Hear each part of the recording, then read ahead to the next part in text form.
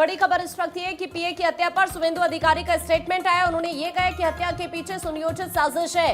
2 से 3 दिन से रेकी के बाद ये हत्या की गई है। 15 साल के महाजंगल राज का नतीजा ये है। पुलिस को सुराग मिले हैं, जांच की जा रही है। बीजेपी यहाँ के गुंडों को खत्म करके मानेगी। हाल ही में उनकी तरफ से स्टेटमेंट दिया गया है। साथ ही उन्होंने देखिए सीबीआई जांच की भी मांग की है। उन्होंने कहा है कि चंद्रनाथ रथ की हत्या पूरी तरह से कोल्ड ब्लेडेड मर्डर है। रथ की 2 से 3 दिन तक रेकी की गई थी। उन्होंने ये कहा और कहा कि पुलिस को कुछ सबूत जरूर मिले हैं, जांच की जा रही है।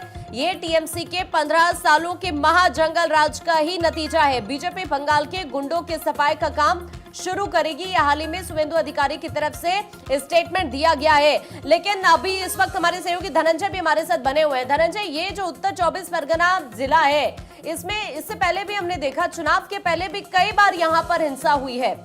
हम नहीं भूल सकते, विधाननगर में अगर हम बात करें, राजारहाट न्यू टाउन में अगर हम बात करें, आपको याद होगा कि मतगणना से एक दिन पहले भी यहाँ पर बहुत ज्यादा बवाल हुआ था। तो इसी जिले में इस तरह की चीजें करके क्या मैसेज देने की कोशिश हो रही है?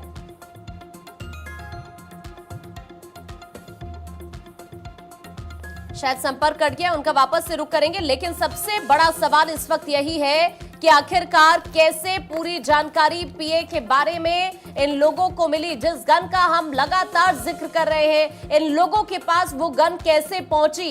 ये ऐसे बहुत सारे सवाल हैं जिनका जवाब अभी मिलना बाकी है। हालांकि अभी सीसीटीवी फुटेजेस को खंगाला जा रहा है और उसके बाद काफी हद तक चीजें क्लियर जरूर होंगी। लेकिन ये घटनाएं अब किस तरफ इशारा कर रही है? क्या आपको नहीं लगता, एक बड़ा सवाल ये है कि आने वाले वक्त में अब इस तरह की घटनाएं हैं, ये राजनीतिक भूचाल भी जरूर ला सकती हैं। देखिए, हाल ही में इस तरह की घटनाएं पिछले कुछ दिनों में आपने देखा कि पश्चिम बंगाल में बहुत ज्यादा देखने के लिए मिल रही है। और खास तौर पर जब जैसे ही हाल ही में ये सीटों के बारे में चीजें क्लियर हुई, उसके बाद से चीजें और ज्यादा कॉम्प्लिकेटेड यहाँ पर नजर आ रही हैं। यार, तस्वीरें इस वक्त देख रहे हैं। अभी तस्वीरें आपको हम लगातार दिखा रहे हैं किस तरीके से कल रात को लगभग 10:30 से 11 बजे के बीच में ये पूरी घटना होती है। शुभेंदु के पीए की हत्या कर दी जाती है।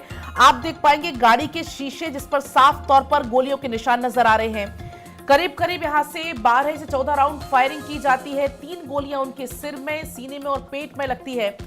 जानकारी है कि अभी भी लगातार हमलावरों की तलाश की जा रही है टीएमसी पर, लेकिन साफ तौर पर हमले के आरोप है। पुलिस ने खास टीम बना दी है और फिलहाल जांच पड़ताल की जा रही है। हालांकि जो वाहन है उसको तो फिलहाल बरामद कर लिया गया।